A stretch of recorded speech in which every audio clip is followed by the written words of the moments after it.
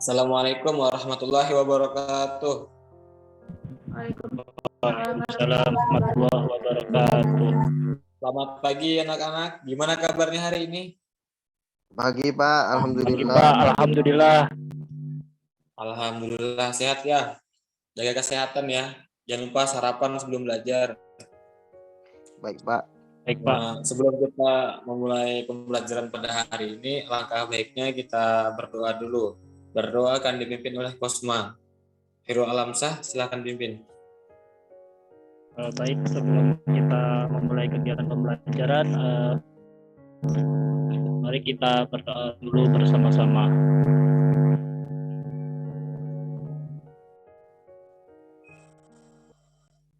Ala hadi niyati wa likulli al-Fatihah.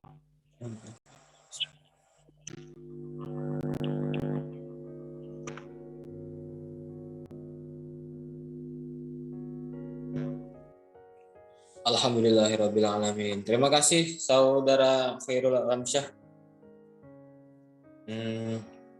Yang tidak hadir hari ini siapa ya? Ada yang tidak hadirkah? Yang izin, yang sakit, atau yang apa? Ada 3 orang nih pakainya yang belum masuk. Siapa? Jamila. Kurang tahu Pak. Cuma ada 3 orang yang belum masuk. Jadi nanti ya dikirim ke saya siapa yang tidak hadir akan saya data. Oke. Langsung saja. Hari ini anak-anak, hari ini kita akan melakukan pembelajaran. Kita memasuki bab kedua. Kan minggu kemarin kita sudah memasuki bab 1 yang membahas tentang bersuci. Nah, sekarang kita membahas tentang najis dan hadas. Nah, teman-teman semua ada yang tahu enggak? Najis itu apa?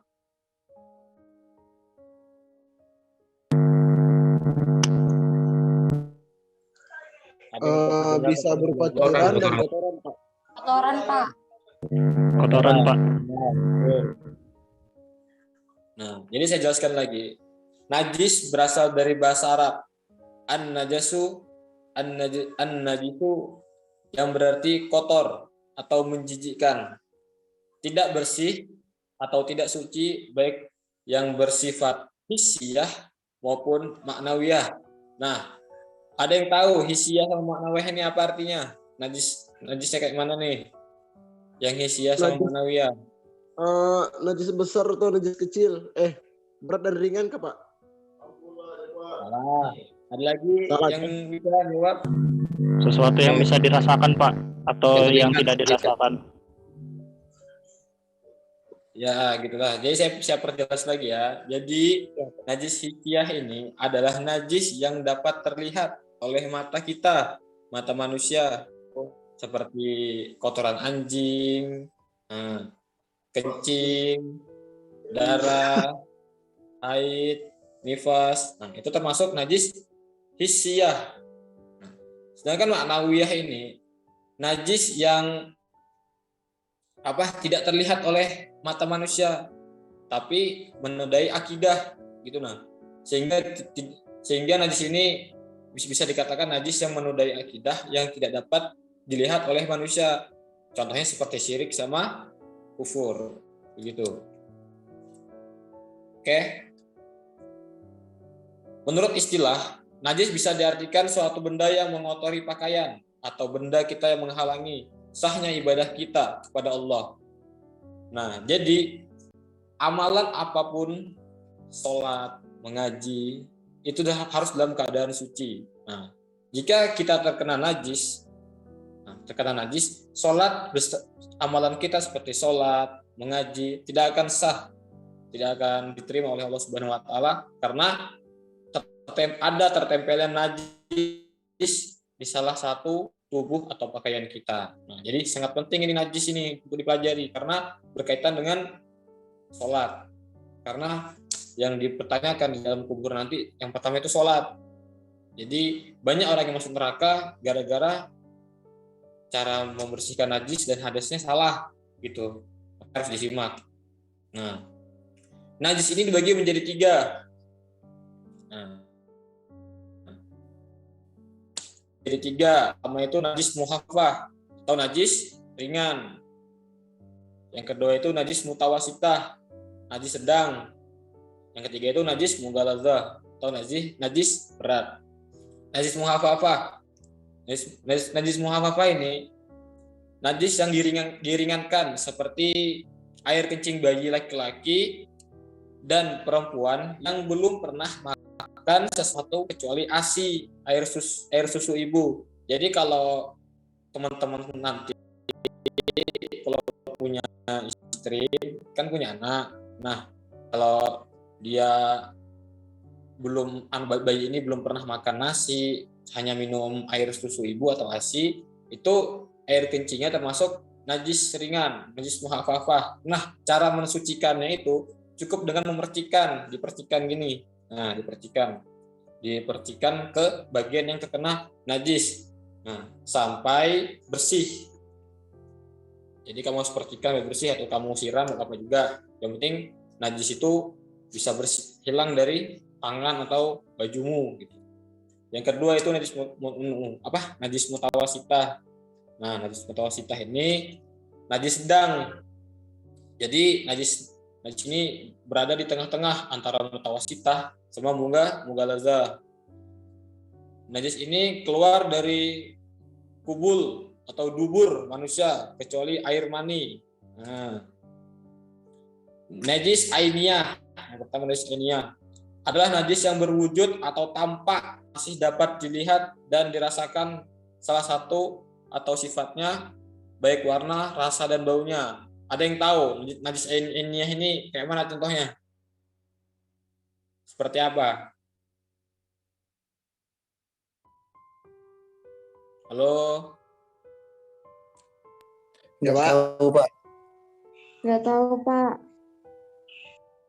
Nah, jadi najis ainiyah ini tampak masih dapat dilihat itu kayak fikih kan kita ini belajar fikih. Jadi kalau belajar fikih itu bahasanya belak-belakan atau langsung to the point biar teman-teman semua bisa paham tentang fikih. Nah, jadi najis ainiyah ini contohnya itu seperti kotoran manusia. Nah, itu termasuk najis ainiyah. Air kencing yang belum kering. Air kencing yang kamu berkencing yang masih ada kumpulan-kumpulan air kencing itu, kumpulan air kencing misalnya di gelas ini, kamu kencing di gelas ini, nah kamu kencing di sini ada airnya di sini. Nah, ini termasuk najis ainiyah karena tampak, dapat dilihat bentuknya, dirasakan bisa juga. Coba kamu jilat air kencing itu, enak enggak? Gitu. Nah, yang kedua itu najis hukmiyah. Najis hukmiyah ini adalah najis yang tidak tampak seperti bekas kencing. Nah, jadi najis hukmiyah ini kayak bekas. Jadi yang seperti saya bilang tadi, seandainya kamu kencing di sini nih, terus kamu taruh di luar karena panas, jadi menguap ini air kencingmu ke langit.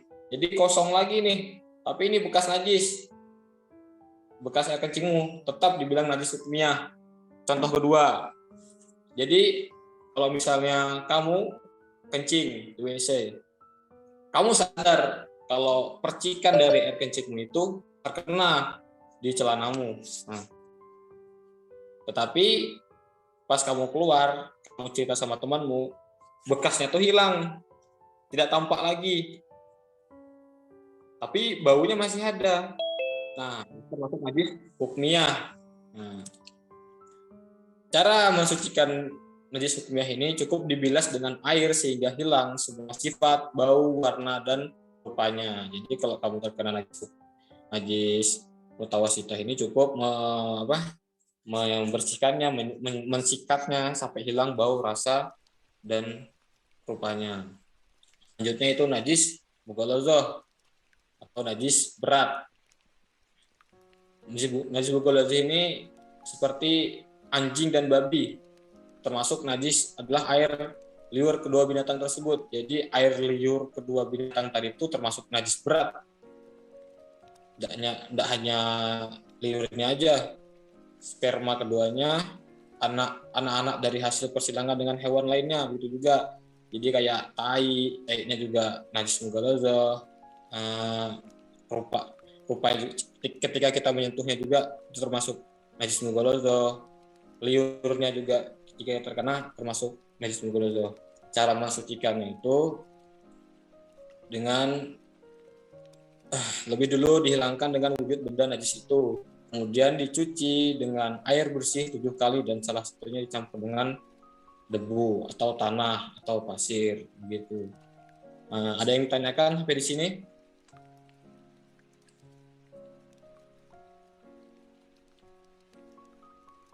Ada yang ditanyakan? Kalau tidak ada, saya next ya. Saya next. PPT tolong di next. Oke. Hadas. Selanjutnya kita masuk ke bagian hadas. Lalu kita belajar tentang najis. Sekarang kita masuk ke hadas. Hadas menurut bahasa adalah suatu perkara yang baru. Adapun menurut istilah, hadas adalah suatu keadaan seseorang yang dianggap tidak suci menurut agama. Orang yang sedang berhadas berarti orang tersebut tidak suci, walaupun orang tersebut titik dengan kondisi anggota badan seseorang yang mengakibatkan salatnya dan ibadah lainnya tidak diterima oleh Allah Subhanahu wa taala. Rasulullah SAW bersabda, An Abi Hurairah radhiyallahu anhu, qala Rasulullah SAW, la yaqbalullahu salata ahadikum iza ahdatsa hatta yatawaddoa. Yang berarti dari Abu Hurairah radhiyallahu anhu berkata, Rasulullah SAW bersabda, Allah tidak akan menerima salat salah satu di antara kalian apabila ia dalam keadaan berhadas hingga kalian berwudu. Hadis riwayat Bukhari nomor 135. Seseorang yang sedang berhadas, apabila akan melaksanakan ibadah sholat dan ibadah yang lainnya, dia harus bersuci terlebih dahulu. Nah, hadas di sini dibagi menjadi 2. Pertama, hadas kecil dan hadas besar. Kita akan masuk hadas kecil dulu. Hadas kecil adalah hadas yang cara mensucikannya dengan berwudu atau tayamum. Seseorang yang disebut berhadas kecil jika dia mengeluarkan sesuatu dari 2 lubang, yaitu dubur dan kubulnya, atau buang air besar, buang air kecil, buang angin, atau bahasanya kentut sekarang, menyentuh kemaluan tanpa alas tidur nyenyak dengan posisi miring atau tanpa tetapnya pinggang di atas lantai termasuk sebab seseorang berhadas kecil. Nah, jadi ketika kita berwudu, ketika kita berwudu, kita tidak boleh kentut dilarang, buang air besar dilarang, buang air kecil dilarang, memegang kemaluan dilarang, memegang pantat juga dilarang.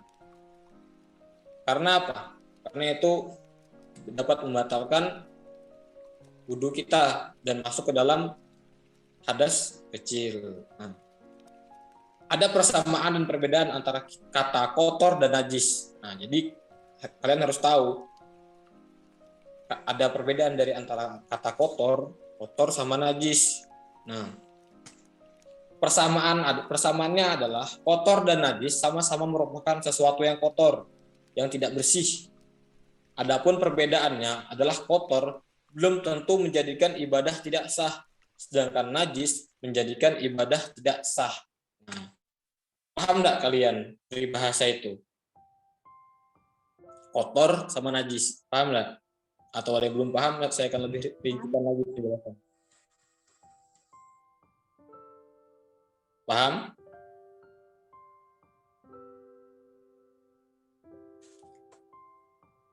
Oke. Cara membersihkan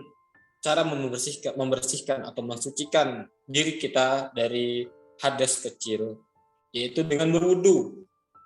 Nah, berwudu. Selain dengan cara berwudu, kita juga bisa bertayamum. Nah, jika kita ingin melakukan tayamum, itu harus punya sebab dan sebab. Sebabnya itu apa? Jika di daerah kita tidak mempunyai air di mana-mana tidak ada. Misalnya gini, di Samarinda nih air kosong, airnya itu semuanya surut. Jadi airnya itu tidak ada, kering, sungai itu kering. Tapi di Tenggarong nih airnya banyak, airnya melimpah di Tenggarong ini. Nah, baru saya tanya sama kalian, apakah diperbolehkan? Ini saya tanya sama kalian ini, apakah diperbolehkan bertayamum kalau keadaannya begitu? Di Samarinda kering betul, di Tenggarong banyak air. Gimana? Ada yang bisa jawab?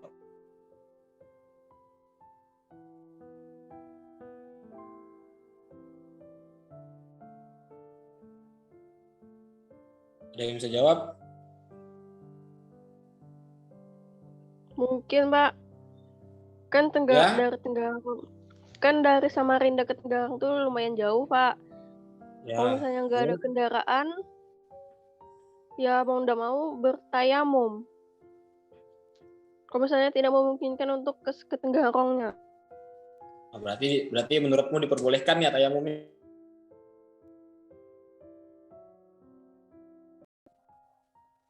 Oke, kita lanjut karena Zoom tadi mati. Kita lanjut aja. Bapak menginfokan bahwa teman-teman saya harap bisa membuka PPT di lewat grup karena sekarang tidak bisa share screen ya. Jadi dimohonkan untuk teman-teman semua untuk membuka PPT di grup. Saya akan melanjutkan materi tadi. Jadi betul tadi siapa yang jawab tadi? Yang jawab tadi siapa? Saya, Pak, Nisa, ya betul tadi tuh. Jadi jika di Samarinda tidak ada air, Tenggarong ada air, apakah boleh bertayamum? Boleh. Karena dalam agama Islam tidak pernah memberatkan umatnya. Kenapa boleh? Karena ada sebab. Sebabnya apa? Di Samarinda tidak ada air sama sekali. Gitu. Walaupun di Tenggarong ini ada air, nah kan masa kita gini, sholat zuhur kita punya rumah nih, kita kerja di Samarinda, kita sholat zuhur wudunya ke Tenggarong dulu wudu, sholat zuhur di sana, baru balik lagi, itu kan sangat mengganggu bahasanya. Agama Islam itu tidak pernah memberatkan umatnya, ada yang mudah, kenapa harus ambil yang susah, begitu. Dalam fikih sudah dirembukan oleh para ulama batas penemuan air itu kalau tidak salah 18 kilo kalau tidak salah 18 kilo dari jarak rumah. Ada juga imam-imam berpendapat 30 kilo gitu dari jarak rumah ke tempat air yang ada. Jadi betul boleh bertayamum ketika di Samarinda tidak ada air. Nah, setelah kita membahas tentang hadas kecil, sekarang kita masuk ke dalam hadas besar. Hadas besar adalah keadaan tidak suci pada diri seorang muslim karena sebab-sebab tertentu. Cara bersuci dari hadas besar adalah dengan cara mandi besar. Mandi wajib untuk menghilangkan hadas besar disebut mandi janabat atau mandi junub. Apabila berhalangan untuk mandi menggunakan air, maka janabat bisa diganti dengan tayamum. Nah, jadi sebab terjadinya hadas besar ini seperti apa?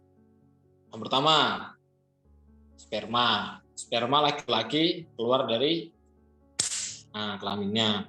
Ketika laki-laki mengalami pubertas, baik laki-laki maupun perempuan, ketika mengalami pubertas pasti mempunyai ciri khas masing-masing. Maksudnya ciri khasnya ini maksudnya di umur berapa, ini maksudnya di umur berapa, terus tuh ini cowok ini cewek. Nah, baliknya cowok terjadi ketika dia mimpi basah.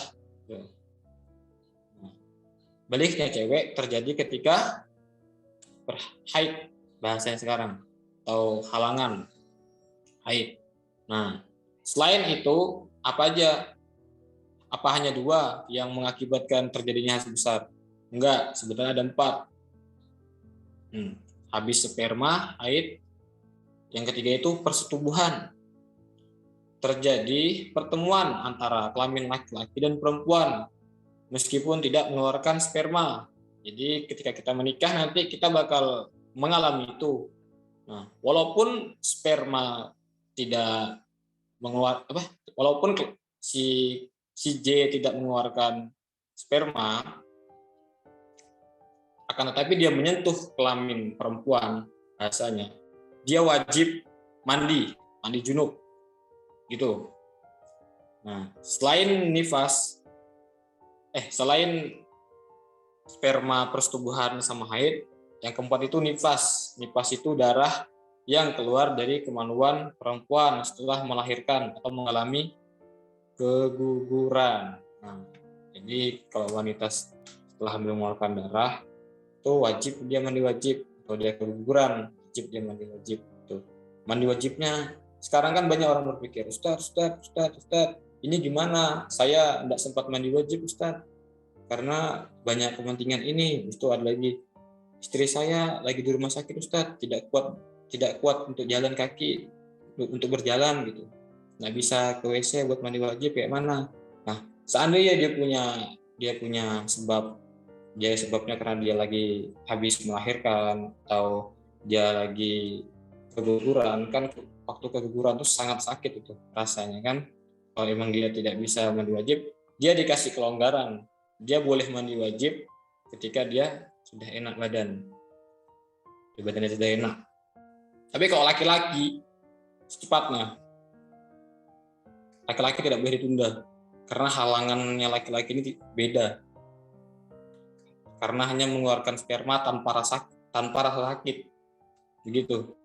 Itu enak spesialnya perempuan, dia diberi kelonggaran ketika dia tidak mampu untuk membersihkan badannya.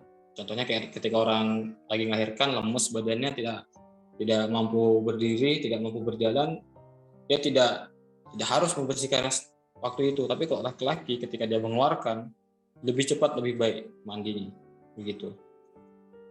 Terus kalau tidak ada air, bagaimana membersihkannya? Dia bertayamum. Nah, minggu ini kita membahas tentang materinya aja. Minggu depan baru kita praktek ya. Minggu depan kita praktek tentang membersihkan najis, membersihkan hadas. Minggu depan kita praktekkan. Nah, sekarang Bapak ingin memberikan diskusi dulu, bukan diskusi sih, pertanyaan untuk teman-teman semua. Jadi Bapak akan kasih waktu teman-teman 5 menit aja, 5 menit untuk membaca materi yang ada di grup tadi yang Bapak kirim. 5 menit Bapak baca, nanti Bapak tanya. Ada 2 pertanyaan aja kok. Siapa yang bisa jawab? PR pada hari ini tidak usah dikerjakan buat yang bisa jawab dan dapat nilai plus. Jadi untuk nilai UTS nanti itu langsung 85 lah bahasanya kalau bisa jawab. Untuk 2 orang aja. Oke? Iya, Pak. Oke, Pak. Jadi saya harap keaktifan dari teman-teman semua, karena kita sini sekarang sedang kuliah, sedang melaksanakan proses pembelajaran. Jadi saya harapkan untuk keaktifannya, untuk lu mengaktifkan kamera dan suaranya ketika saya tanya. Oke? Sudah paham semua? Alhamdulillah. Oke, mulai sekarang saya mulai ya.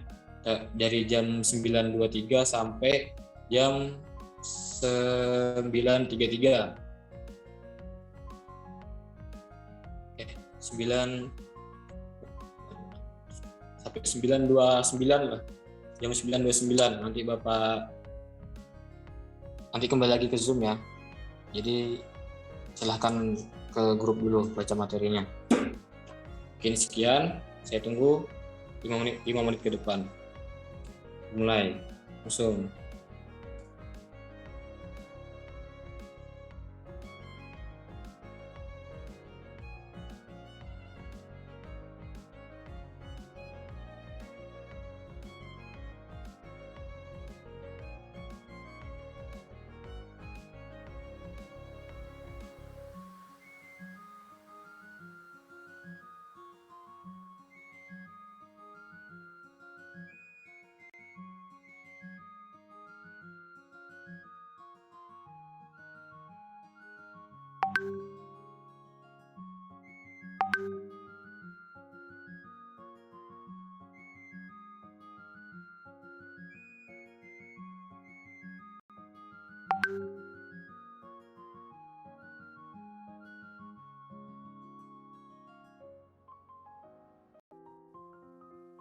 Oke, karena waktu sudah selesai, maka pertanyaan akan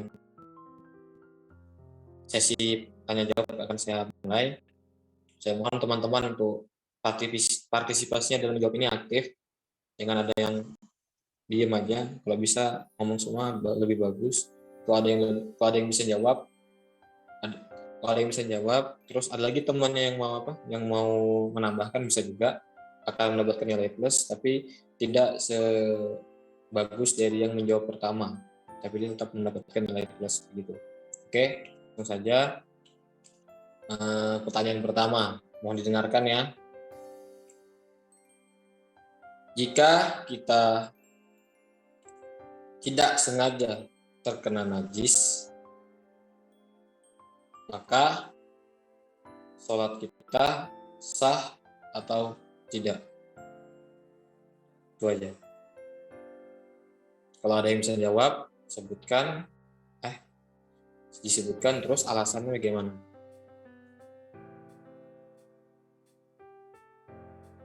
Pak, bisa minta tolong ulang Pak soalnya. Oke. Jadi pertanyaan itu jika kita tidak sengaja terkena najis, maka sholat kita sah atau tidak?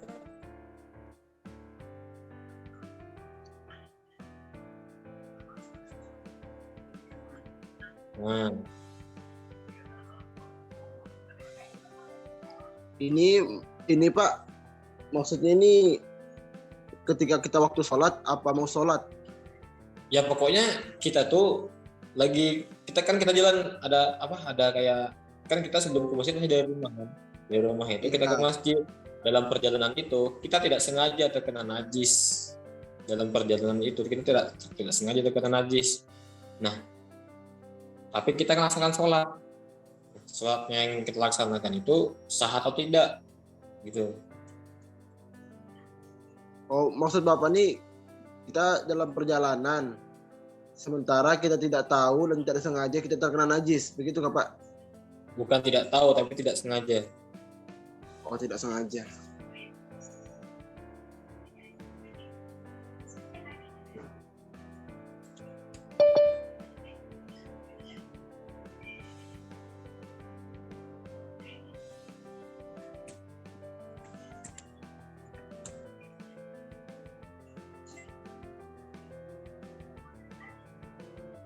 Ada yang bisa jawab? Saya Pak. Langsung. Jadi kan pertanyaannya jika seseorang di perjalanan terus tidak sengaja terkena najis, menurut saya sih tidak sah Pak. Karena kenapa? Syarat sah sholat yaitu adalah bersuci. Harus suci dari hadas gitu. Jadi kalau misalnya tidak sengaja, maka itu tetap tidak sah menurut saya. Oke, ada lagi yang mau menambahkan? Boleh menambahkan ke Pak? Boleh. Nah, saya menambahkan dari jawaban Alam tadi. Saya kasih contoh aja Pak. Contohnya kan, sementara kita di perjalanan tidak sengaja terkena kotoran sapi atau kotoran-kotoran ayam. Nah, sebelum kita sholat, kan hendaknya kita itu kan tidak perlu kita wudhu lagi. Cukup membersihkan saja sampai hilang baunya, hilang warnanya, sama apa lagi. Nah, setelah itu hilang semua kan Pak, kita tidak perlu wudhu, terus bisa melanjutkan sholat. Betul ke Pak? Ya, terus lanjutkan, nanti saya koreksi. Terus. Ya, itu dulu Pak. Ya. Ada lagi yang mau menambahkan? Tidak ada ya? Tolong dikoreksi Pak ya.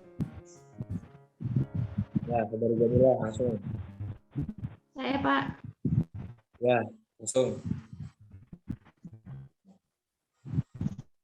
Kalau menurut saya itu tergantung dari kapan kalau misalkan seseorang itu terkena najis, kemudian tapi dia tidak tahu sampai dia setelah selesai makan sholat baru nih dia tahu kalau dia tadi habis terkena najis, maka dia tidak perlu mengulangi sholatnya lagi gitu. Tapi kalau misalkan dia tahu baik itu sebelum melaksanakan sholat maupun pas pertengahan melaksanakan sholat, maka dia harus membersihkannya sampai betul-betul bersih, baru melanjutkan ibadahnya lagi seperti itu. Jadi menurut saya itu tergantung mulai kapan ia menyadari atau tidak.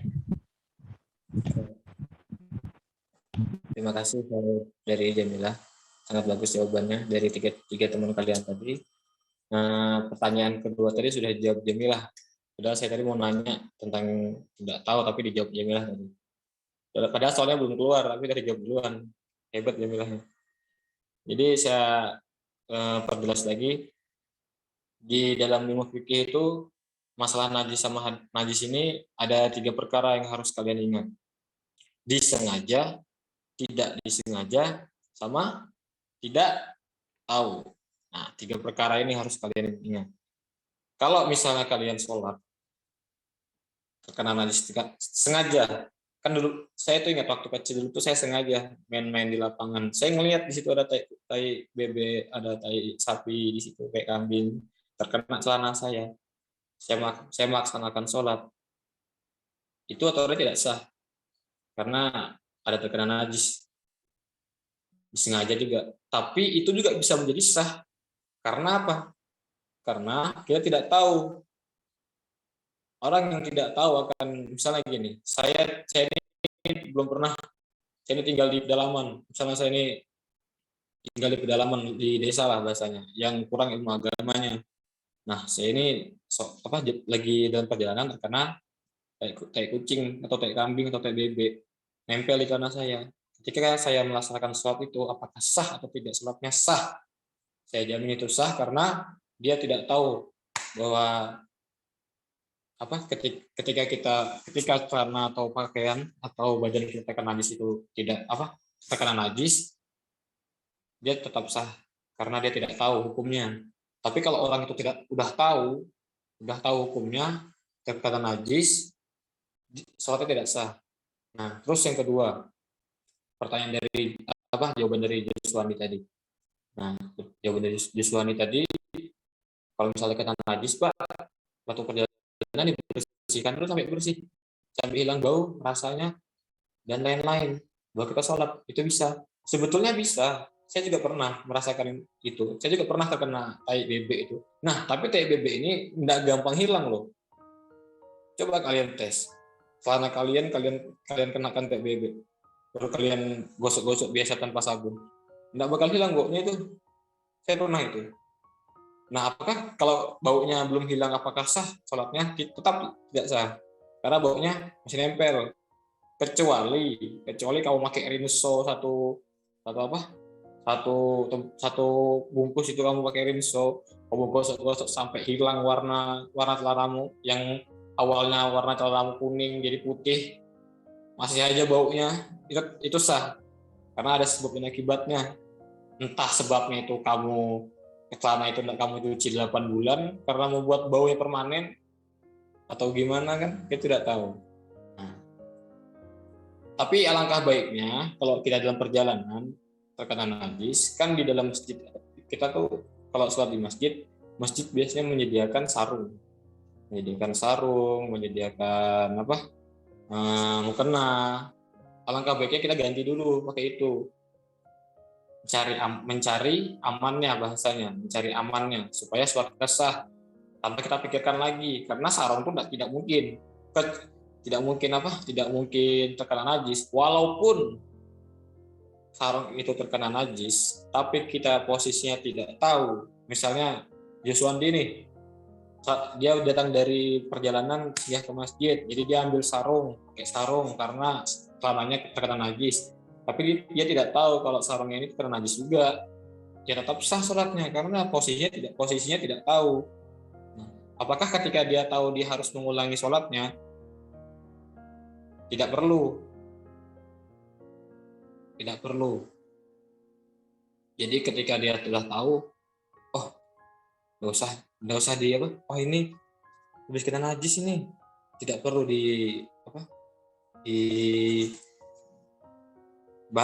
diulangi lagi sholatnya. Tapi menurut ulama kan ulama banyak berbeda pendapat. Jadi ada juga pendapat ulama yang begini, seandainya kamu tidak sadar pas waktu sholat, tidak sadarnya pas baru mau keluar dari masjid, kamu wajib mengulang begitu, karena kamu tahu.